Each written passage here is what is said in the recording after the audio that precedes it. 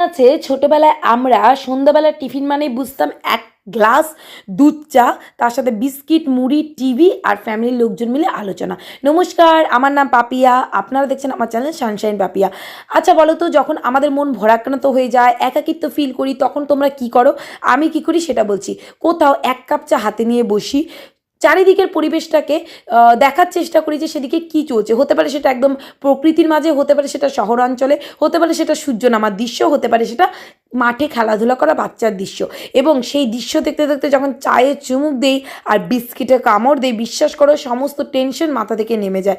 আমরা না নিজেদের সাথে নিজেদের সময় কাটাতেই ভুলে যাই, সংসার করতে করতে নিজেকেও কোথাও সময় দিতে ভুলে যাই। তারপরে ultimately at the end of the day আমাদের মাথার মধ্যে সেই একাকিত্বটা চলে আসে।